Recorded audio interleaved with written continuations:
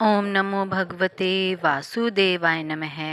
आज इस वीडियो में हम भगवान शालिग्राम और माता तुलसी के विवाह की कथा सुनेंगे। हिंदू धर्म के अनुसार देव उठनी एकादशी के पावन दिन भगवान शालिग्राम और माता तुलसी का विवाह किया जाता है और इस दिन का बहुत अधिक महत्व होता है। धार्मिक मान्यताओं के अनुसार भगवान शालिग्राम और माता तुलसी का विवाह करने से वैवाहिक जीवन सुखमय हो जाता है। इस दिन सुहागिन महिलाएं तुलसी विवाह का आयोजन और पूजन करती हैं। उन्हें अखंड सौभाग्य की प्राप्ति होती है। मान्यता है कि इस दिन तुलसी जी और भगवान विष्णु के शालिग्राम रूप का विवाह करने से कन्यादान के समान फल की प्राप्ति होती है। आइए सुनते हैं तुलसी विवाह कथा। एक बार शिव ने अपने तेज को समुद्र में फेंक दिया था। उससे एक महातेजस्वी बालक ने जन्म लिया। यह बालक आगे चलकर जलंधर के नाम से प्रक्रमित दैत्य राजा बना।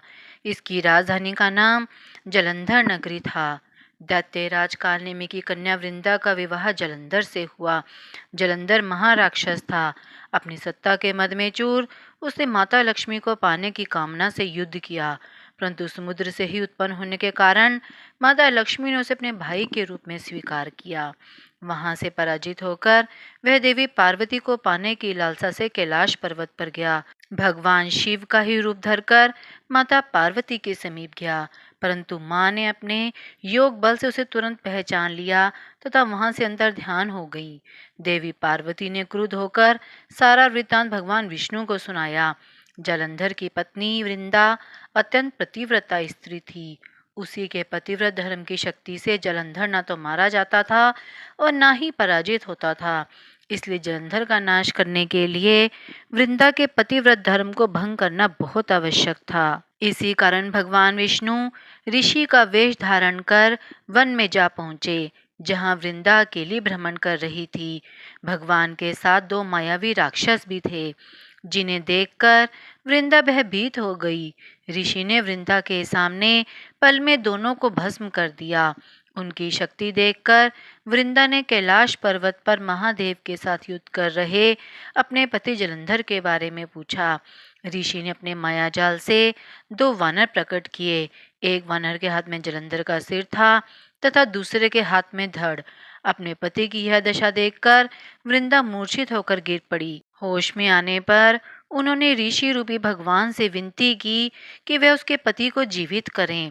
भगवान ने अपनी माया से पुनः जलंधर का सिर धड़ से जोड़ दिया, परंतु स्वयं भी वे उसी शरीर में प्रवेश कर गए।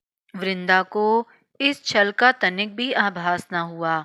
जलंधर बने भगवान के साथ वृंदा पतिव्रता का व्यवहार करने लगी, जिससे उसका सतीत्व भंग हो गया।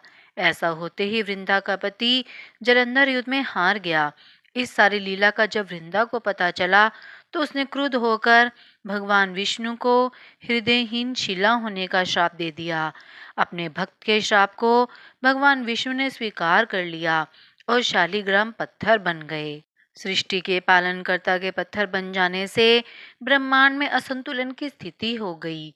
यह देखकर सभी देवी देवताओं ने वृंदा से प्रार्थना की कि वे भगवान विष्णु को श्राप मुक्त कर दे।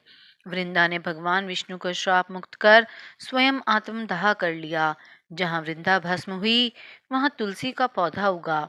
भगवान विष्णु ने वृंदा से कहा, हे वृंदा, तुम अपने सतीत्व के कारण मुझे लक्ष्मी से भी अधिक प्रिय हो गई हो। अब तुम तुलसी के रूप में सदा मेरे साथ रहोगी। तब से हर साल कार्तिक महीने की देव उठनी एकादशी के दिन तुलसी विवाह के रूप में मनाया जाता है। जो मनुष्य भी मेरे शालिग्राम रूप के साथ तुलसी का विवाह करेगा, उसे इस लोक और परलोक में विपुल यश प्राप्त होगा। उसी दैत्य जलंधर की यह भूमि जलंधर नाम से विख्यात है। सती वृंदा का मंदिर मोहल्ला कोट किशनचंद में स्थित है। कहते हैं कि इस स्थान पर एक प्राचीन गुफा भी थी, जो सीधा हरिद्वार तक जाती थी। सच्चे मन से 40 दिन तक सती वृंदा देवी के मंदिर में पूजा करने से सभी मनोरथ पूर्ण होते हैं। जिस घर में तुलसी होती है, वहां यम के दूत भी असमय नहीं जा सकते।